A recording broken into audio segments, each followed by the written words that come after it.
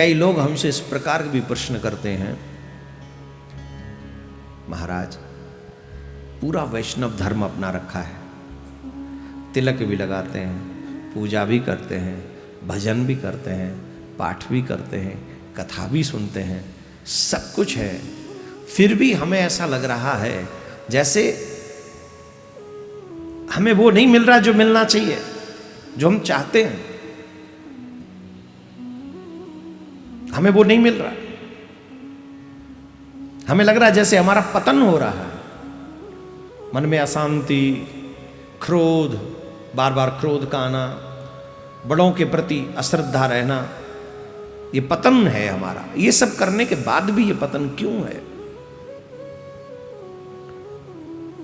इस संसार में कितने भी बड़े से बड़े पाप आप कर लो, भगवान में वो सामर्थ्य है, भगवान के नाम में वो सामर्थ्य है, आपके बड़े से बड़े पाप को एक क्षण में नष्ट कर देते हैं। लेकिन दो पाप हैं बहुत बड़े पाप, बहुत बड़े पाप हैं, जिसके बाद मानव का पतन होता चला जाता है।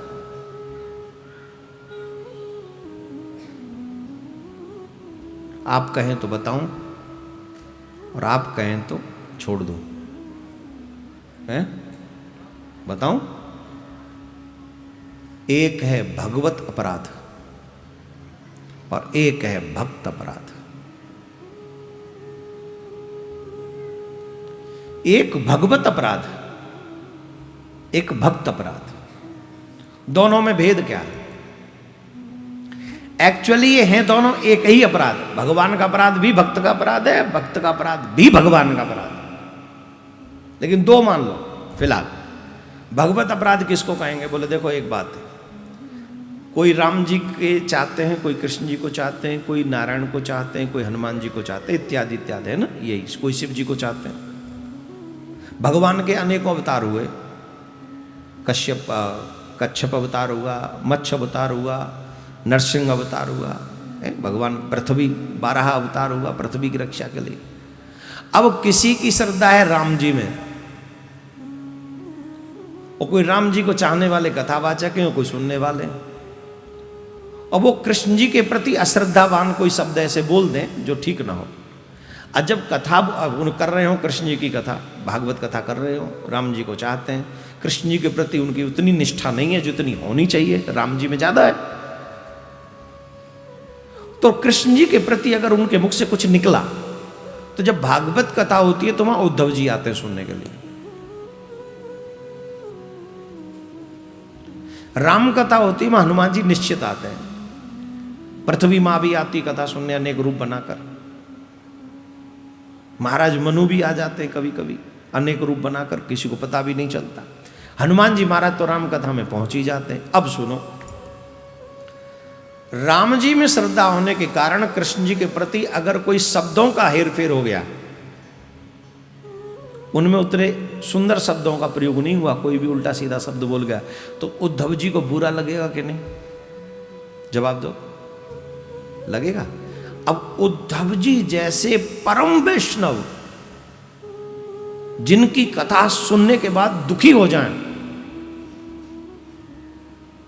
परम वैष्णव जिनकी कथा सुनने के बाद दुखी हो जाएं, क्या कृष्ण उनसे प्रसन्न होंगे? जवाब दो। अब राम कथा कर रहे हैं कोई हम जैसे कृष्ण जी के चाहने वाले, और वहां बैठे हनुमान जी, हनुमान जी विराजमान है वहां, और हनुमान जी बैठकर कथा सुन रहे हैं, और वो कृष्ण जी के चाहने वाले, कृष्ण जी में ज्यादा निष्ठा है, और इसलिए वहां उन्होंने राम जी के प्रति कोई छोटे शब्दों का, कोई ऐसे कमजोर शब्दों का इस्तेमाल किया, प्रयोग किया।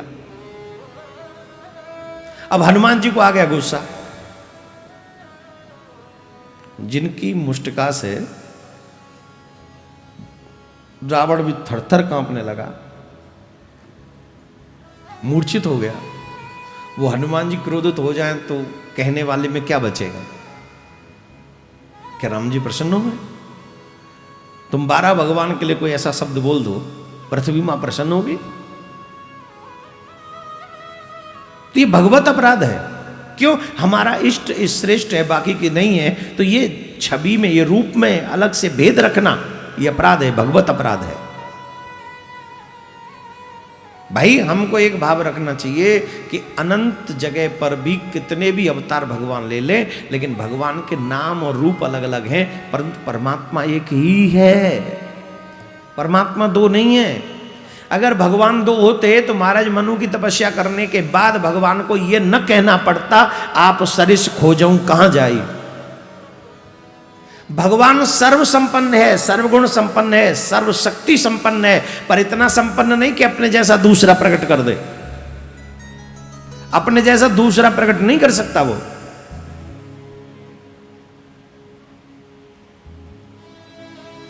इसलिए कहा नृप तू तनय हो मैं आई, मैं खुद ही तुम्हारा पुत्र आके बनूंगा। तो राम जी भी वही हैं, नरसिंह भी वही हैं, प्रहलाद भी, कृष्ण भी वही हैं, राम भी वही, सब वही। इन रूपों में, इन अवतारों में ऊंच नीच देखने वाला व्यक्ति भगवत अपराध करता है। एक महाअपराध है यह। और दूसरा अपराध है भक्त अपराध। भक्त अपराध क्या है?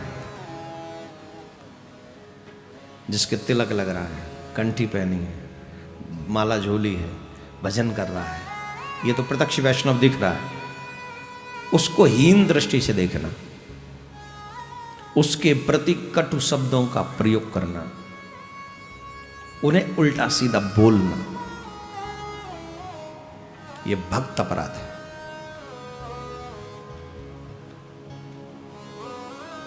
और कई भक्त तो ऐसे होते हैं जिनके माथे पे तिलक भी नहीं है, लेकिन 24 घंटे मगन प्रभु के नाम में ही है। ऐसे भक्तों का भी अनजाने में अपराध होना। अब उन भक्तों की श्रृंखला में प्रत्येक संत भी आ जाएंगे, प्रत्येक त्यागी महात्मा भी आ जाएंगे, उन्हीं भक्तों की श्रृंखला में आपके सदगुरुदेव भगवान भी आ जाएंगे। जो भक्तों के अपराध करता है उसे भगवान कभी प्रसन्न नहीं होते, महाअपराध माना गया है। भगवान ने भक्तों के अपराध के लिए तो यहां तक कह दिया कि जो व्यक्ति मेरा अपराध करे तो मैं क्षमा कर सकता हूं, लेकिन मेरे भक्त का अपराध करे तो मैं क्षमा नहीं कर सकता। अगर हमसे ऐसा अपराध होता है तो फिर भगवान भी हमारे पतन को रोक नहीं सकता, फिर हमारा पतन निश्चित है। बोलो राधे राधे। इसलिए मैं हमेशा कहता हूं, अपने आप को गलत रास्ते पे चलने से रोको, गलत मार्ग पे चलने से रोको। दो अपराध ये सबसे बड़े अपराध हैं, सबसे बड़े पाप हैं ये, भक्त अपराध और भगवत अपराध। और इन अपराधों से बचाता ही है भगवान का कथाक्रम। जो चाहते हैं कि हम इन अपराधों में न फंसें और बच जाएं, उनको ज्यादा से ज्यादा पल पल भगवान की कथाओं का आश्रय लेना चाहिए। भगवान की कथाओं का आश्रय लेने पर हम इन बड़े बड़े पापों से, अपराधों से बच जाते। बोलो राधे राधे। जोर से बोलना पड़ेगा। कैसे बच जाएंगे महाराज? बोले क्यों नहीं बच जाओगे? कथाओं में तो पता चलेगा कि भगवान समय समय पर एक ही भगवान है जो अवतार लेते, तो समझ में आएगा कि नहीं?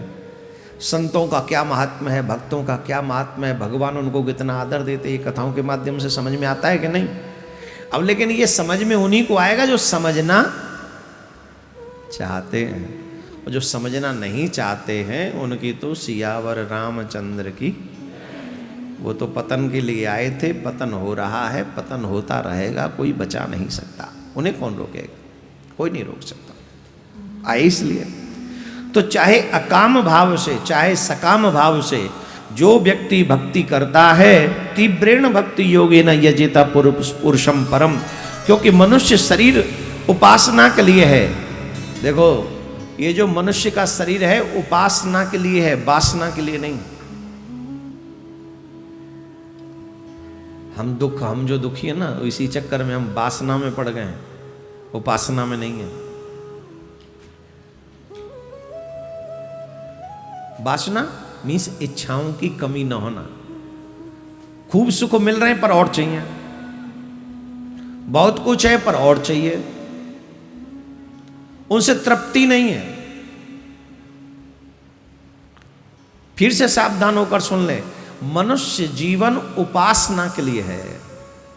भगवान की उपासना करो, संसार के प्रति वासना मत पालो।